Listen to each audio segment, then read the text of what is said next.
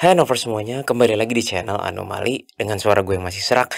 Tapi, finally, setelah sekian lama Anomali ngebahas iblis, malaikat, dan yang lain-lain, kita kembali dengan topik santet klasik klinik. Jin. Ya, video kali ini merupakan kisah klien yang bernuansa klinik klasik. Mulai dari santet yang berakibat hingga muka klien melepuh semuanya. Lalu sebuah daerah di Indonesia yang hampir seluruh warganya mempunyai ageman. Kamu tahu ageman? Apa ageman? Seperti pegangan jimat gaib. Dan juga arwah yang pindah dimensi dan diasuh oleh jin. Hingga yang terakhir, pandangan kami Anomali mengenai perbatasan antara dunia santet dan kondisi medis. Gimana cerita lengkapnya? Stay tune.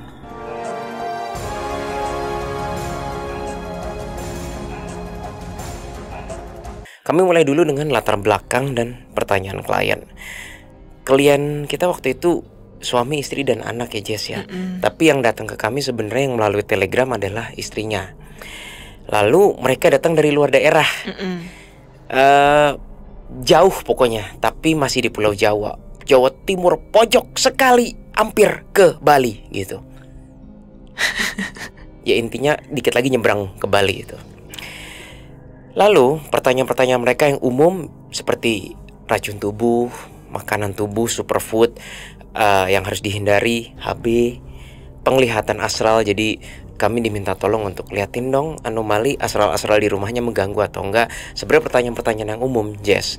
Tetapi yang menggelitik kami adalah ketika sang istri menanyakan arwah orang tua dari suami. Disinilah letak panjang ceritanya. Kami mulai dari hasil scanning kami dulu. Langsung saja kami men-scan arwah mama dari suami. Sebut saja namanya Sri Rahayu. Tentu saja bukan nama sebenarnya. Namun memang namanya boleh dikatakan tradisional karena dari Jawa kan. Beberapa validasi yang bisa kami dapatkan. Yang pertama antara lain, ternyata karakter almarhum ini kami tidak merasakan adanya hati yang berketuhanan, melainkan berkegaiban. Bener aja ya? Betul. Jadi ketika kami nge-scan, kok ini mama, kami tanya kan, ini mama kepercayaannya apa? Sang suami bilang sebenarnya mamaku itu Katolik. Tapi akhirnya dikonfirm oleh suami, ya Katoliknya hanya sebatas KTP. Mama itu memang percaya klinik kan, dan melakukan banyak hal klinik semasa mudanya sampai tua. By the way, kamu coba jelasin deh kondisi mama sebelum meninggal tuh yang seperti apa? Kondisi mama sebelum meninggal itu seperti orang linglung ya Kawil ya. Dan karakter-karakter mama yang antara lain cukup pendendam. Ya kami berhasil memvalidasi bahwa mama nih orangnya kalau disakiti orang cukup mendendam ya. Dan cilakanya mendendamnya itu bukan balas dengan cara manusia. Ibaratnya ditelepon, dikonfront kayak, "Oi sini, lu sama gue punya masalah." Enggak, dibalasnya dengan cara gaib. That's why kami berdua melihat, waduh ini mama benar-benar terekspos dengan gaib nih. Dan beberapa cara lain yang pengen dibalas dengan cara supranatural. Nah, Sri Rahayu itu di balik jejak klinik yang kentalnya itu, memori yang paling jelas, silakan Jesslyn. Jadi main kliniknya ini bukan sembarang hanya bertanya-tanya kepada orang pintar, tapi mama juga rela untuk melakukan sesuatu yang lebih. Sebagai contoh, ini misalnya ya teman-teman, misalnya mama disuruh makan bunga gitu, mama akan melakukannya gitu dengan senang hati. Dan memang ya dikonfirmasi juga ya dengan klien kami bahwa ya mama memang orangnya kalau disuruh apa sama orang pintar, mama akan dengan senang hati melakoninya seperti itu. Dan dengan kesungguhan hati loh. Betul. Bukan setengah-setengah. Ya ini juga kan diperkuat sama latar belakang dari desanya itu ya. Ya, nanti kami cerita desanya. Itu kacau sih. Ya bukan kacau, menurut klien itu kacau. Tapi kami jadi pengen kesana. Ya seperti yang Jesslyn bilang tadi teman-teman, kami udah gak ingat berapa banyak memori mamanya yang mulai dari mungkin makan bunga lah, ritual berendam di air lah, baca rapalan lah, yang kayak gitu-gitu teman-teman, dilakoni dengan sungguh-sungguh. Nah, barulah Anomali tahu bahwa daerah-daerah tempat si mama ini dulu tinggal, termasuk suami ya, sebelum akhirnya si suami istri klien kita kan pindah ke daerah lain. Tadinya mereka di daerah ini. Barulah kami tahu bahwa daerah itu bernama desa. Kami research desa itu kalau di Google ternyata ada 2, Jess. Desa yang di Jawa dan di Jawa. Ini yang di Kawil. Iya, aku nanya lagi ke klien dan dikonfirm ini desa di Kabupaten kalau nggak salah. Kenapa nama desanya itu? Karena menurut klien latar belakang orang-orang di sana itu latar belakangnya kejawen, teman-teman. Dan sudah biasa bagi orang-orang penduduk desa ini untuk melakukan ritual, untuk mempunyai ageman atau pegangan, misalnya kayak kodam-kodaman. Lalu juga di sana katanya tuyul gitu, pelihara tuyul tuh udah biasa ya Kawil ya. Waduh, seru banget Kawil kayaknya kita kalau bisa ke sana ya. Kenapa penduduk yang ada di desa ini harus mempunyai pegangan dan lain-lain itu? Karena diyakini kalau, ini misalnya ya teman-teman, kepala desa. Kalau kepala desa nggak punya ageman gitu ya, bisa jadi malah disantet gitu sama another calon kepala desa kompetitor, gitu ya. Kompetitor, kok jadi kayak mama gibah ya aku ya. Oke lanjut ya. Oke, terus kalau orang yang dagang di pasar gitu teman-teman, itu harus punya ageman juga. Kalau enggak ya, atau enggak apa namanya? Apa Kawil biasa kalau di pasar? Penglaris. Ya, penglaris rumah makan juga sama tuh. Karena kalau enggak bisa kalah sama saingan yang lain. Dan itu sudah sangat biasa teman-teman di desa tersebut. Termasuk tetangga-tetangga. Oh iya betul. Kehidupan bertetangga. Kehidupan bertetangga juga. Jadi walaupun ya saling kenal gitu ya. Oh kamu namanya siapa namanya? Oh kamu namanya Sugeng gitu misalnya. Oh ya saya namanya misalnya Bayu gitu. Nah si Sugeng sama si Bayu ini teman-teman harus sama-sama punya ageman. Kalau enggak Bayu ini curiga nanti, Sugeng nih jangan-jangan menyantet gua nih kayak gitu.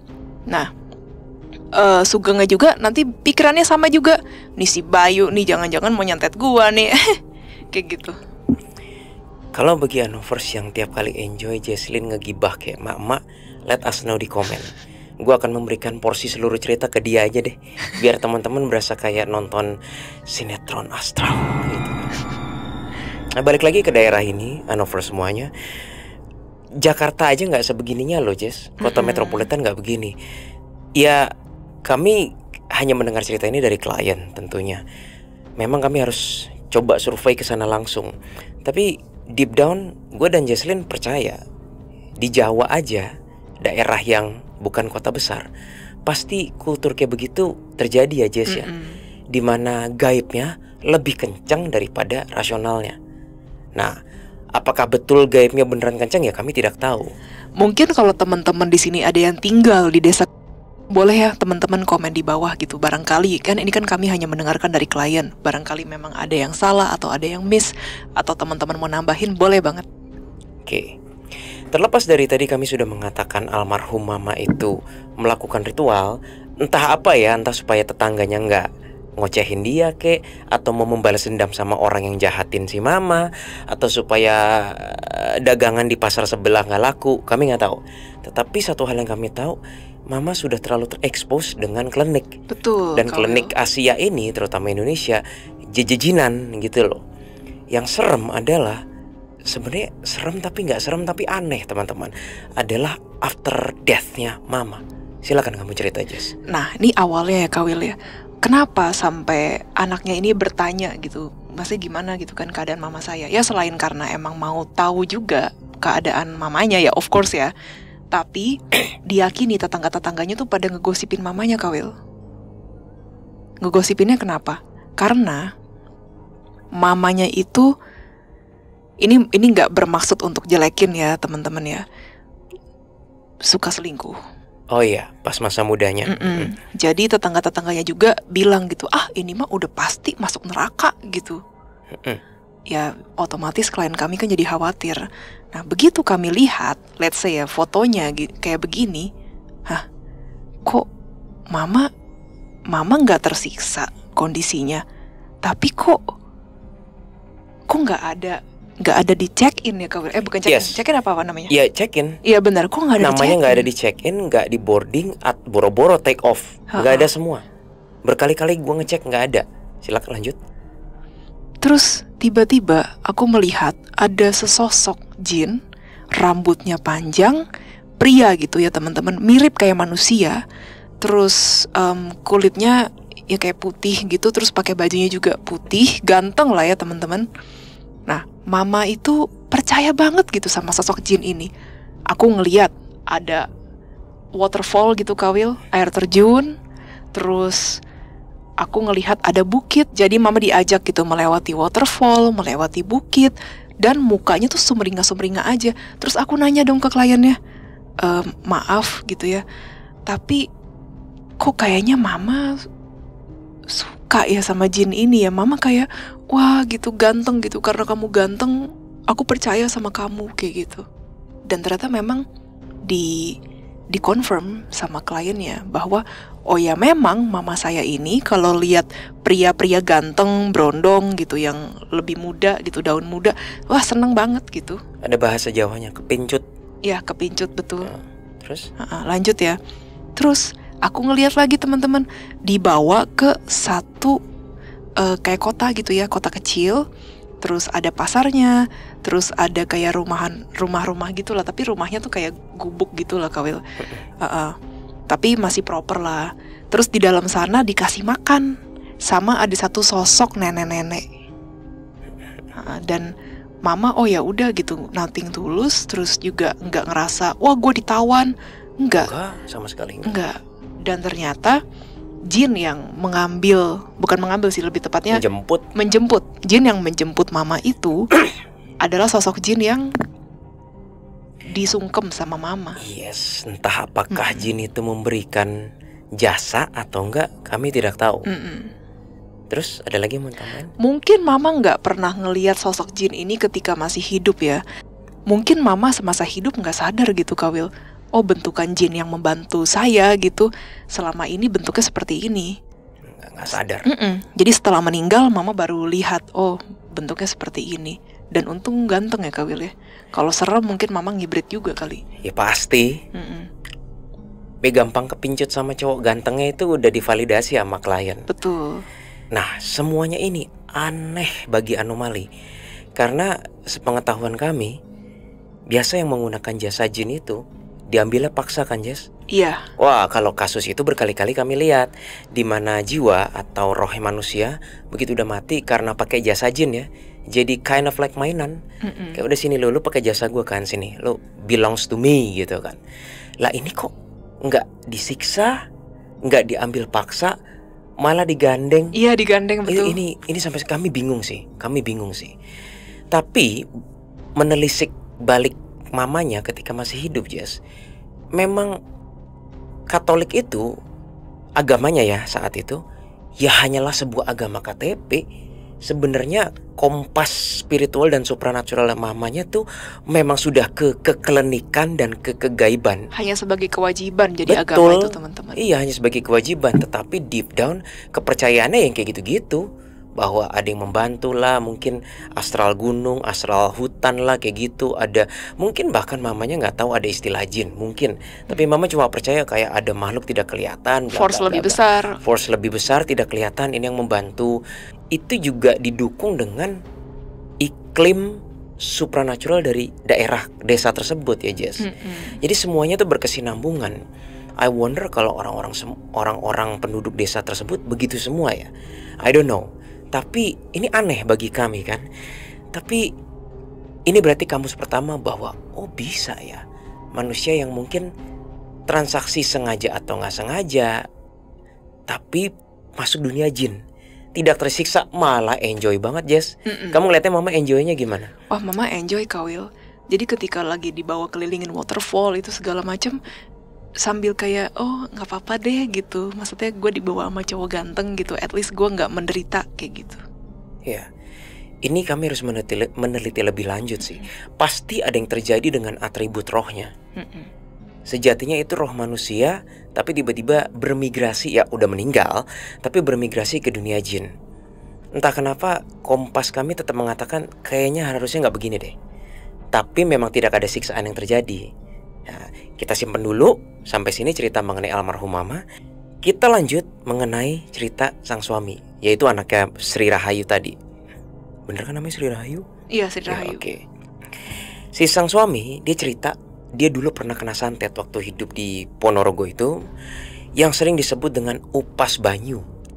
Gue aja baru tahu ada santet namanya upas banyu, atau bahasa Indonesianya bisa air.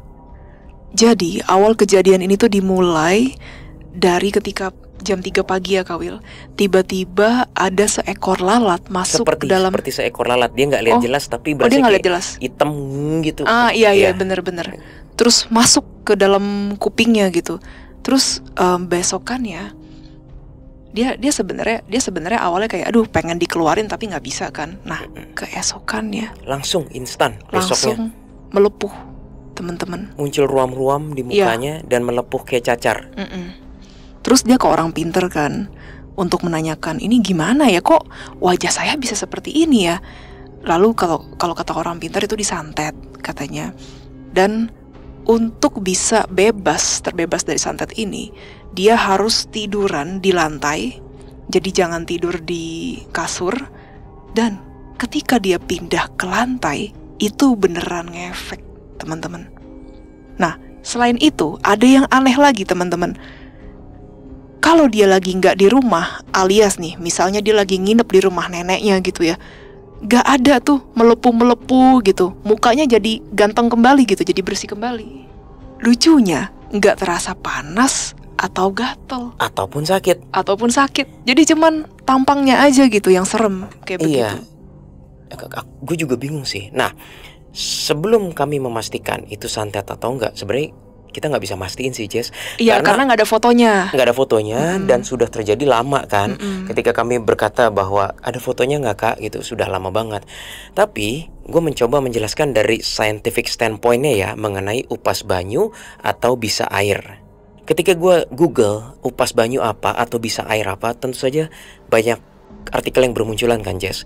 Tetapi kalau kamu coba ketik upas banyu di Google tuh munculnya neurodermatitis. Jadi teman-teman, gue berpikir apakah upas banyu yang dimaksud oleh klien adalah neurodermatitis? We don't know. Tapi neurodermatitis adalah penyakit kulit yang ditandai dengan bercak kulit disertai gatal yang berat dan makin parah ketika digaruk.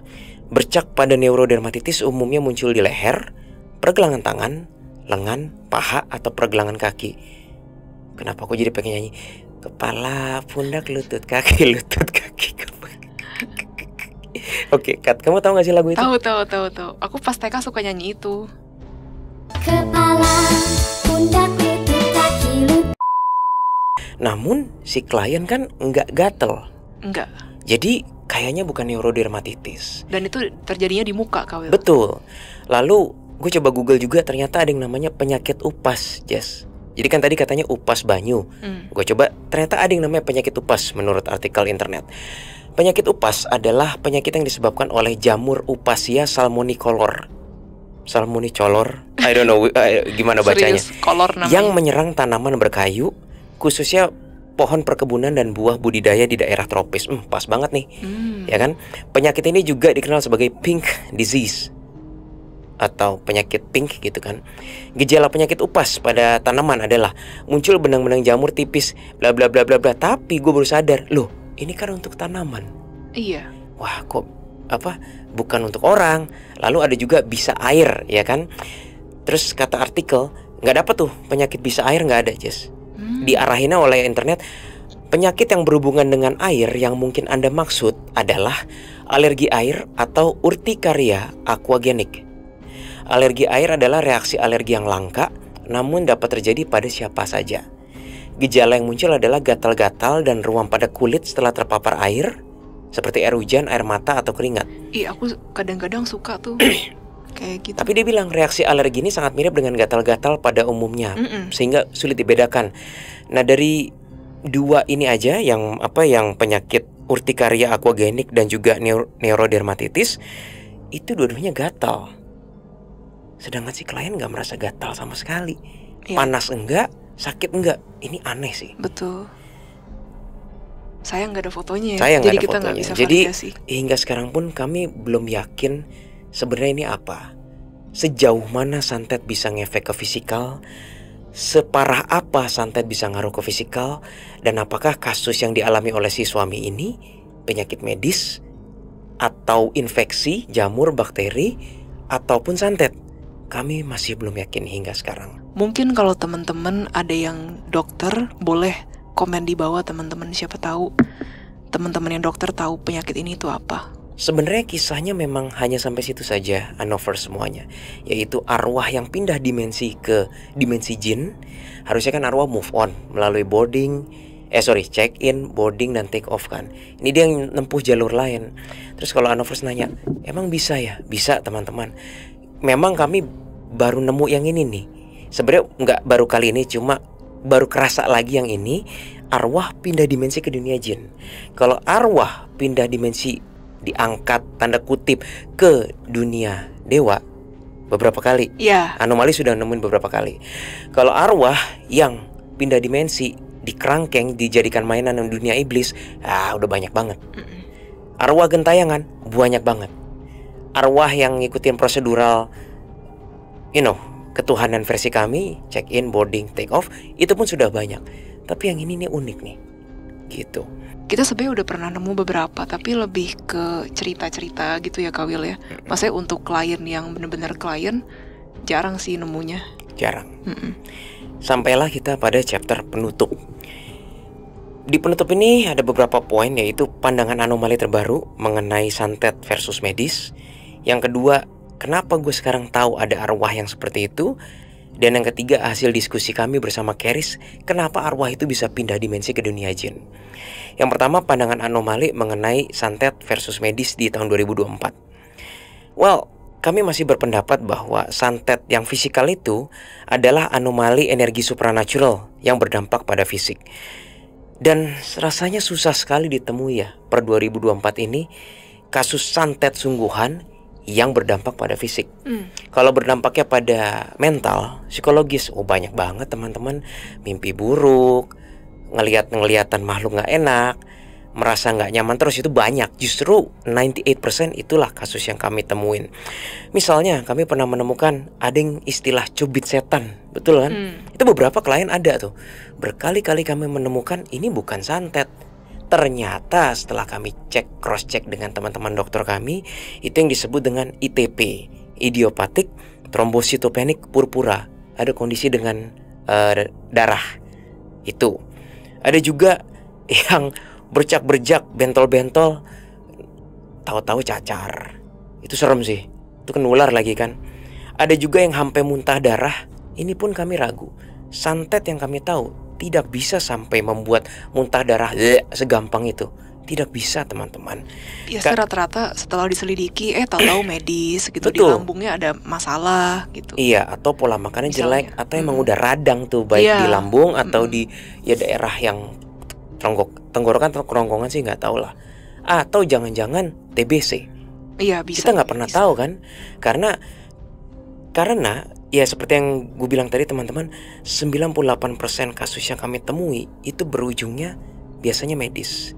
Dan dengan 98% kasus yang dikira santet ternyata adalah medis, disinilah Anovers dan penonton lainnya sudah layak dengan seharusnya takjub kepada kekuasaan Tuhan yang Maha Kuasa. Tidak segampang itu santet membuat manusia tuh jadi muntah darah, jadi bentol-bentol. Kenapa Jess? Aku mau nambahin satu sih Kak Will, tapi udah selesai belum? Tinggal dikit lagi. Oke. 98% kasus yang dikira santet yang kami tangani biasanya dapat diatasi dengan perubahan pola makan dan juga kembali berserah pada Tuhan. 98%. Ya yang 2%-nya anggap saja itu yang emang faktor X. Silakan kamu nambahin. Iya, ada juga yang memang karena paranoid teman-teman. Jadi memang pada dasarnya tuh dia punya badannya udah ada medis, tapi karena ditambah paranoid, ujung-ujungnya ngaruh ke kesehatan fisik. Nah, kalau misalnya sampai orang paranoid ini ketemu misalnya sama oknum dukun tukang tipu dan dibilangnya, oh iya kamu kena santet gitu, terus besok balik lagi ya, oh ini harus ini nih, untuk nyerang orangnya kita harus beli keris, seperti yang klien kita alamin kan. Itu malah jadi makin paranoid lah Kawil. Betul. Terus ujung-ujungnya yang hantem badannya kan dia sendiri, benar gak sih? Betul. Itulah yang terjadi sebenarnya sama banyak kasus orang dibilangnya kena santet, tapi sebenarnya ujung-ujungnya ke medis karena terlalu banyak pikiran, paranoid, udah panikan sendiri, tapi mungkin belum cek medis gitu misalnya. Kami percaya santet itu ada dan sampai batas tertentu itu bisa pengaruhi ya, fisik. Itu pasti kami ada. Percaya. Tetapi kami juga percaya tidak semudah itu. Santet itu membuat berdarah, muntah darah, atau tiba-tiba buta, atau tiba-tiba gak bisa ngomong. Tidak semudah itu teman-teman. Sudah ada batasan sistem-sistem dari Tuhan. Yang kedua, sekarang kami tahu teman-teman, kenapa ada istilah arwah gentayangan di perkotaan dimensi manusia, namun ada juga yang di dunia jin. Ya, kejadian tadi itu tidak menutup kemungkinan kan teman-teman, ada manusia yang berusaha dengan sadar memaksa pindah paksa ke dimensi jin. Memang kami belum lihat buktinya, hanya cerita-cerita. Tapi kalau kami berdialog dengan jin yang kok ada vibrasi manusianya ya, kami pernah. Iya, betul. Atau enggak kayak manusia yang kayaknya beberapa kali kita pas NTI pernah ketemu deh Kawil. Pernah. Iya, dia manusia tapi di dimensinya jin kayak gitu, tapi dalam bentuk arwah sih. Ini ada hubungannya dengan Bow. Waktu kami masih berlima, Bow itu ya katakanlah mungkin ada penjaga-penjaga yang klinik kali ya, katakanlah kodam dan yang lain-lain. Negatif atau positif kami gak mau menjudge, tapi kami berasa ini ada presensi-presensi yang seperti itu, yang memang vibrasinya masih di dunia jin, mentok arwah lah gitu ya kan. Nah, salah satu dari penjaganya Bow itu vibrasinya jin sekali ya Jess ya, tapi kok human banget. Mukanya juga human, semuanya human. Aneh. Dan ketika kami wawancara bersama penjaga itu, gimana katanya? Ternyata dulunya manusia. Iya. Kamu masih ingat gak dia gimana upayanya untuk menjadi jin? Kayaknya sih melalui proses kematian dulu sih. Iya. Kayaknya. Itu tentu. Soalnya dari bajunya juga kan dia kayak pakai tombak, terus warna kuning-kuning emas gitu, kayak yang kerajaan-kerajaan zaman dulu gitu sih Kawil. Tetapi ada satu hal yang nyesek banget ke kami. Si penjaga, si jin X manusia itu berkata pada kami, dengan aku sekarang menjadi seperti jin ini, ataupun bahkan sudah menjadi jin, aku makin bisa merasakan yang kalian sebut dengan Tuhan yang Maha Kuasa, katanya. Namun pada saat yang bersamaan, aku juga makin bisa merasakan Tuhan makin gak berkenan padaku.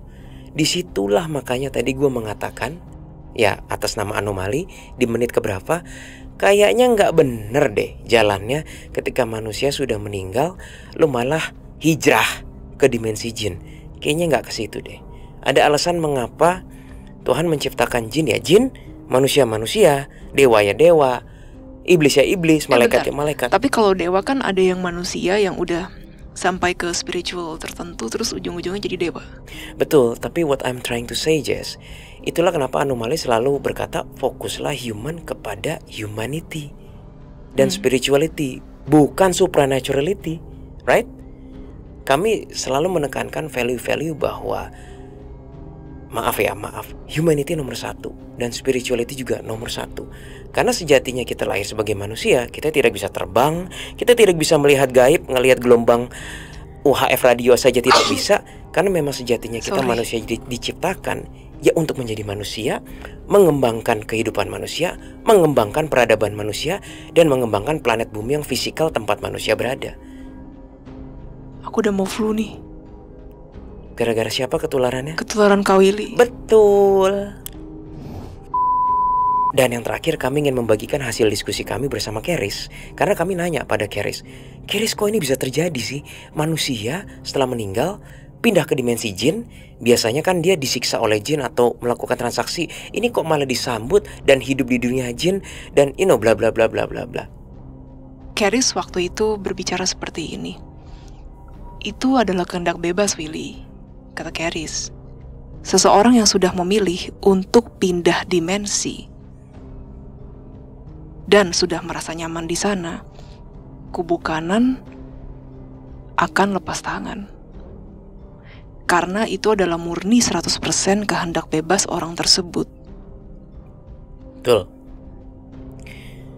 Dan disinilah kami anomali melihat betapa luasnya dimensi untuk jiwa, bukan untuk fisikal.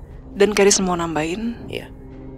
dan untuk manusia tersebut ingin bertumbuh ke arah yang lebih baik atau ke dimensi yang sudah seharusnya untuk bertumbuh. Namun, ia memilih untuk stuck di suatu dimensi yang bahkan bukan merupakan rumahnya. Maka itu juga adalah pilihannya, Willy. Kubu kanan tidak pernah melarang, kata Keris. Dan kalaupun dia menikmati itu juga tidak apa-apa dong, Keris. Tidak apa-apa, tetapi bukan itu kan yang seharusnya terjadi. You know what, Jess? Kata Keris. Atau Keris udah selesai atau belum? Udah. You know what, Jess, Anovers? Gue baru kepikiran. What if kalau itu salah satu definisi surga menurut orang-orang? Bisa jadi kan? Baru sadar loh aku. Bisa saja, Willy. Bisa kata saja. Keris. Orang yang tidak tahu itu vibrasi jin, namun mereka ke dunia jin, semua serba enak, nggak menderita, dan yang lain-lain, jangan-jangan itu dianggap surga. Bisa saja kan? Bisa aja sih, Kawil. Soalnya bisa gini, memang. kalau kita pernah nemu klien ya, Iya. ada di dimensi abu-abu. Terus Iya. kita bilang ke kliennya, bukan klien sih, sorry, ini papanya klien kalau nggak salah. Terus kita bilang, Om gitu, Om sudah sebaiknya jangan di sini lagi. Om harusnya move on ke dimensi berikutnya, jangan di dimensi abu-abu. Tapi nggak mau, karena dianggapnya ya ini kan udah di surga, gue nyaman di sini, kayak gitu teman-teman. Oh my god, higher self aku dan kubu kanan ngasih message. Gimana kau? Ini untuk Anovers semuanya. Disinilah pentingnya kalian sebagai manusia. Kenapa baru akhir-akhir keluarnya? Disinilah pentingnya kalian sebagai manusia setelah meninggal, aware bahwa kalian adalah manusia, tertanam dan embedded. Embedded itu kayak tertanam di dalam sistem built-in kalian. Kompas, GPS setelah kalian meninggal pun kalian harus kemana. Seharusnya jiwa manusia tahu destinasinya kemana saja. Namun jika kalian tetap memilih untuk tidak mengikuti kompas itu, silahkan katanya. Itu juga. Gitu Keris, kata kubu kanan. Memang, Willy, kata Keris. Kok jadi deep? Kayaknya yang dimaksud suara tadi ya teman-teman. The moment kita sadar kita nafasnya habis, kita meninggal, kita tetap harus aware se-aware-awarenya bahwa we are and we were human. Kayaknya itu maksudnya. Karena dengan kita aware we are and we were human, itu kayak menyalakan GPS kita, kayak abis ini mau ke dimensi apa. Iblis gak seneng nih. Aku berasa itu menyalakan dimensi kita harus kemana. Kami tidak mengatakan bahwa menikmati dimensi jin atau ke dimensi dewa itu dosa. Tidak. Tetapi dimensi dewa itu sudah di ACC, Willy, oleh Iya. kubu kanan, kata Keris. Itu berbeda dalam hal manusia ke jin. oke, baiklah. Kalau gitu kami tidak mengatakan bahwa ke dimensi jin tidak menderita itu adalah dosa. Namun bukan ke situ tujuan akhir. Oke, dibantu lagi gua sama kubu kanan. Bukan ke situ tujuan akhir kalian. Your capacity sebagai manusia yang disebut dengan desain manusia lengkap dengan yang kalian sebut dengan jiwa itu much more than that. Kalian hanya saja belum mengetahuinya. Itu doang sih. Sebenarnya ini inline dengan message-message video anomali sebelumnya sih. Misalnya Jess, kalau kita sebagai roh nanti harusnya tuh berangkatnya ke ke level mana, tapi kita malah milih level yang ini. Memang kelihatannya udah enak, tapi kita jadi lost tracks dengan dimensi yang lebih, Iya, betul. lebih fullness lagi. Dan stuck, Willy, kata Keris. Yes. Kalau dari sini ya, aku bisa ngambil kesimpulan, teman-teman. Misalnya kita sudah meninggal nanti ya suatu saat, Mendingan kalau kubu kanan bilang, oke, sudah saatnya, ayo kita berangkat. Kayaknya better berangkat deh. Yep. Mendingan jangan stuck. Yep.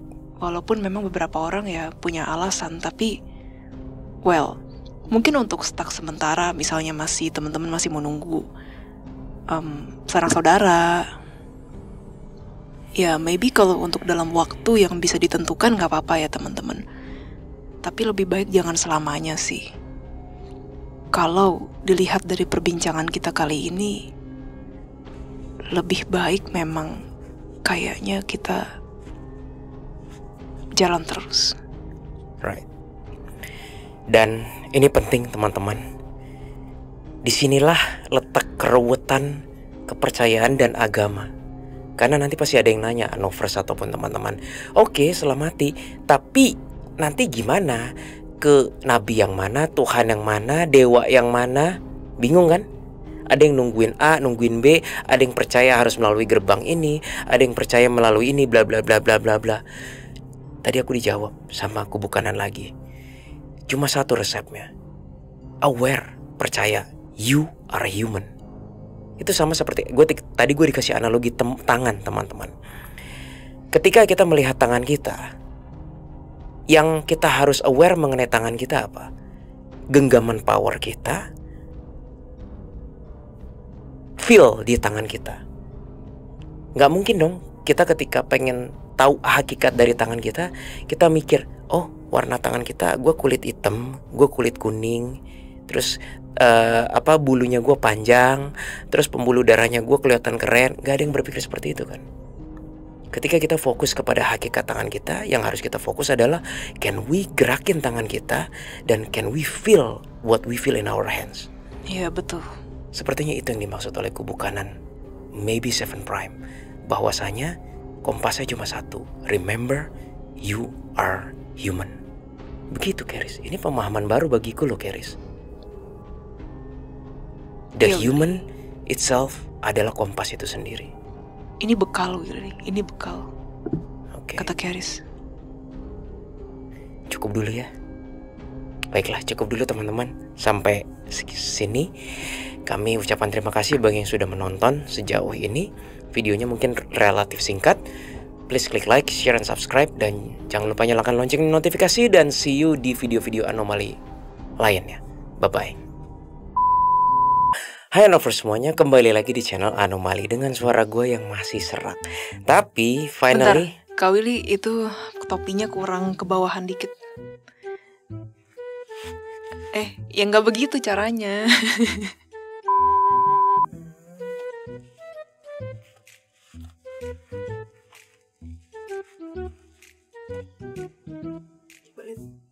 better. Gini aja. By the way Anovers, gue punya tato baru ini. Ini namanya tato perjanjian darah dengan kebodohan. Jadi kalau teman-teman gak mau mengulangi tato perjanjian darah kebodohan ini, jangan ulangi kesalahan yang sama dengan gue. Yaitu mau ganti gas LPG kompor rumah, terus laci kebuka, tangan gue Z, jadinya terjadilah tato ini. Sekian, gak penting. Kenapa namanya? Karena latar belakang orang-orang yang tinggal di desa Kurang tersebut. deket kamu, hati-hati, kamu kejauhan sama mikrofon. Ya. Bentar. Kamu gak boleh jauh dari mikrofon. Tadi udah dideketin. Cut. Mikrofonnya agak kesini dikit, dia udah gak nangkep. Oh ya udah gini oke. Oke. Ya udah. Ngomong tuh boleh ngadep kamera tapi kayak kepalanya gitu. Nah, gitu. Sebelum boleh tuh ya guys. Jadi kamu ngomongnya bibir ngadep sini, kepala ngek begini, matanya ngadep sana. How gimana? Ya, Masa begitu? Kalau kamu Aku berasa jadi Susana tahu kayak. Kalau kamu kepalanya ngadep kamera begini, audionya ini ini mic didesain only for you karena kamu suaranya pelan. Oke. Jadi ketika kamu ngadep sini, dia nggak nangkep. Jadi kamu mesti kayak gini, matanya ngek sana bolanya. Ayo latihan. How?